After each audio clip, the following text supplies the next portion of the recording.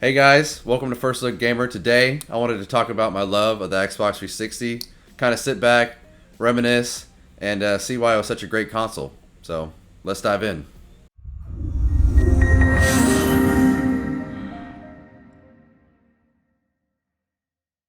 The first thing I remember about the Xbox 360 is the E3 announcement. The E3 announcement was one of the most incredible things I watched when I was a kid, better than any cartoon or show I was watching at the time. I was playing a lot of PS2, Xbox, and GameCube. I had all three. But I remember HD TVs had came out. I think it was just 720p at the time. And that was really fascinating for watching football and stuff. But I wanted a game system that could handle that because I remember Half-Life 2 had came out and that seemed like that was a new HD step that we were going to take. So when consoles finally did it, the one I remember first was Xbox. The E3 came out. I was watching on G4 and I'm not sure if it was that E3 or the next one, but when I saw Gears of War in that first trailer, that just blew my mind. That was what I was looking for. I remember the music when it played over the speaker. I was in trance. I knew I had to play that game. It felt like when I was growing up when Halo came out. Just that new next step, something that you can't miss. I believe I was in high school, so I just wanted to play that with my friends after school, and that's all I wanted to do. So when launch day happened, it was a big mess. Not a lot of people were able to get it. One of my friends that got one, he got the premium edition with the hard drive attached, but I had to wait like a week, I think it was, and my mom was diligent. She was the best mom.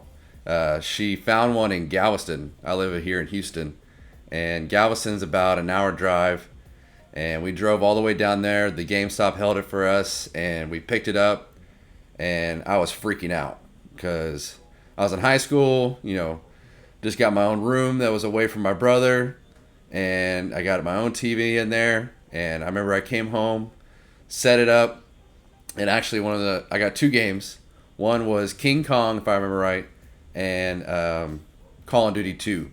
And when I put those games on, I only had a standard definition TV at the time, so I didn't get the full effect, but it still blew my mind. I remember playing Call of Duty 2, and I thought it was the real life. I thought this was the best graphics were ever going to be. I remember that vividly, that nothing could ever compare to what I was seeing on my TV. And King Kong even, I know not a lot of people talk about King Kong game, but that Xbox 360 game, it probably just because it was, one of the first HD games that came out, that blew my mind. We had a road trip to go see some of our family in Minnesota, and I remember my mom had a van with a TV that was plugged in, and we brought the 360, and I played King Kong the entire way to Minnesota. And when we got to Minnesota, when we were seeing family, I was skipping out on that and just staying in the room playing King Kong. It was a great game. For my first Xbox 360, I actually never got the Red Ring of Death. My friend who got that premium edition, that one shut down with the Red Ring of Death. I had other friends that had Xboxes, and those all shut down with the Red Ring of Death, but my system stayed strong, and it gave me like a bond to my Xbox 360 that, mine wasn't one of the ones that was going to break down. I got like a stronger model. And to this day, I still have the Xbox 360 that I got back then, and it's just close to my heart. I did eventually, I think it was the Elite model. I did get that model because it had the HDMI, Bluetooth, everything, but I still love that old Xbox 360 because it never gave out on me.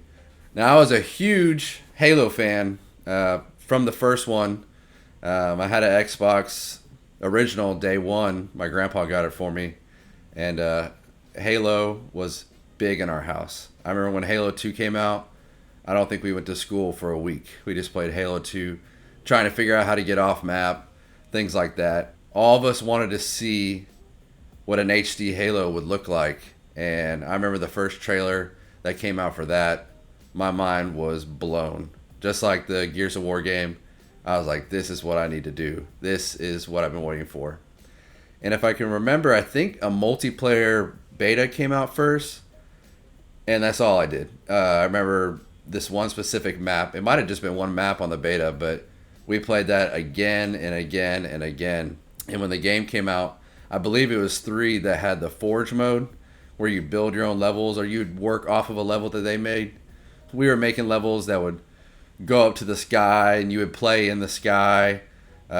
Just have all rocket launchers everywhere. We were making this huge map. We always used the sand level. I can't remember what it was called, but that was a great memory. Halo 3. And then when I went to college, that's when Halo 4 came out.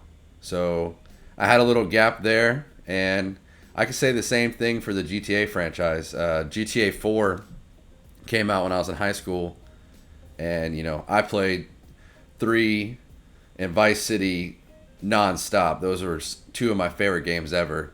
I didn't really get into San Andreas because I had a little break in gaming at that time, but when Grand Theft Auto 4 came out, my mom let us stay in line till midnight so that way we can be there for the release, and it was incredible. I'd never seen graphics like that. Everything, it was just the old game, Grand Theft Auto, that I love, but in HD. And I remember the lip sync and everything on it was just incredible. The ragdoll physics, I remember you could shoot out tires, stuff like that. I remember compared to San Andreas where you had the jetpack and stuff like that, it didn't have all those notches, but for what it was probably the greatest game I'd ever played. And then we all know what happened with GTA 5. It might as well have been a next-gen game. It was definitely the next step that we were looking for. GTA 5, when it came out in college, we were all playing that nonstop, mission after mission, and it was a great time.